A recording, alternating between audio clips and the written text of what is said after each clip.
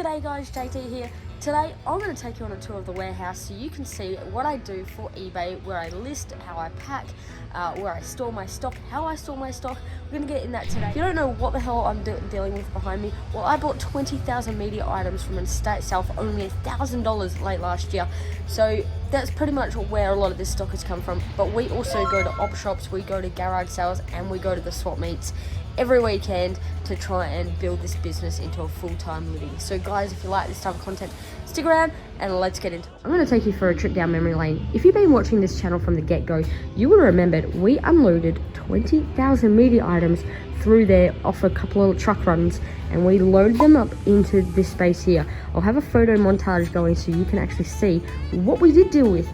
And now we are trying to build out this whole factory space into the eBay. So everything on the other side of I guess this space here is eBay related.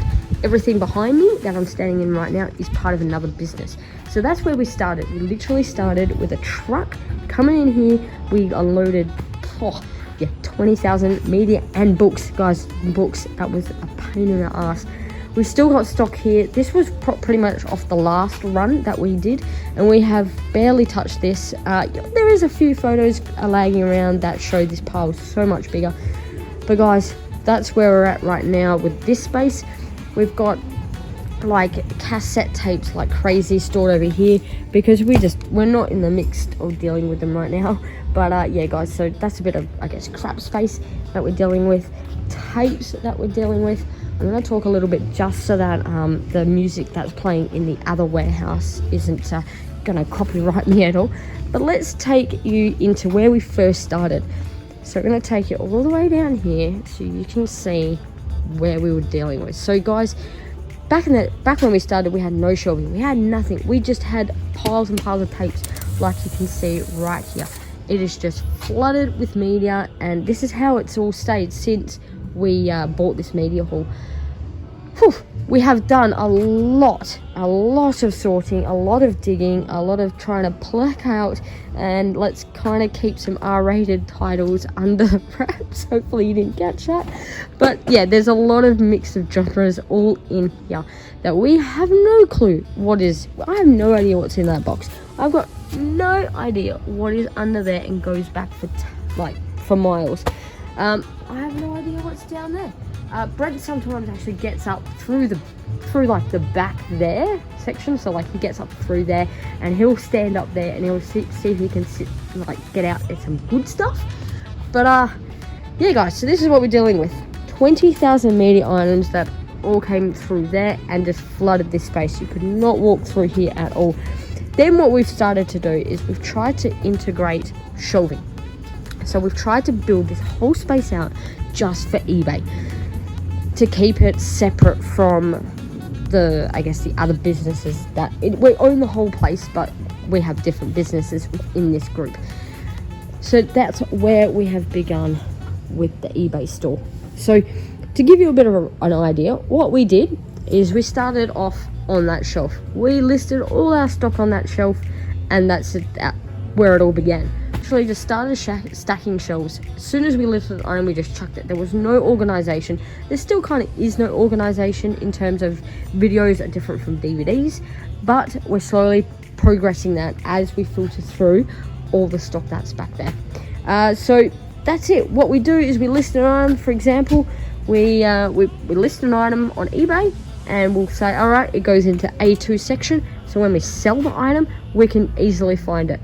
In the past, we used to have it stocked and we had to pull things out, but now we're just doing back and forward. So there's only one row here facing out and then another row on the other side facing. So that's how we skew our items. Everything up there, if you love your cars, your die-cast figures, I'll see if I can pull one out to show you roughly. Let's have a look in this one here. Let's see what we can. I still don't know what we have. Well, there's a card there. So to give you an idea, these are the style of cards that are in these tubs. So we got a certificate of authenticity. There's only 3,000 of these Holden VK Commodores made. This is 1,219 of that. And this is the car here. So we bought a massive collection of action figures and these cars off a gentleman that had to move into a, I guess, retirement facility. So that is what, there's a good lot of money all stacked up there, but we just haven't got around to listing. Because we're really, I think our aim is we're really trying to get through that back section to fill it up with all these shelving units, so then we can build off that. Guys, it's just crazy. It really is crazy what we have done. All those books still need to get listed. Everything that you see on the floor needs to get listed. We've got a lot of stock. When we buy big bulk hauls, we also buy a lot of crap too. So that's kind of like our barley bin at the moment. Everything that we're going to chuck out in the bin. If you come over here, you'll see all this stock still needs to be listed as well. The beauty for us is that we do have Brent's kids that are happy some weeks to list some DVDs for us. So we make them tubs of DVDs to make it easier, and so we can get more stock up. We've got, let's have a look here, all these action figures. Batman, we've got Wacky Wobblers, we've got NECA items, everything that's down here, all still to be listed as well for sale. So we're in no short supply of stock to get up onto eBay.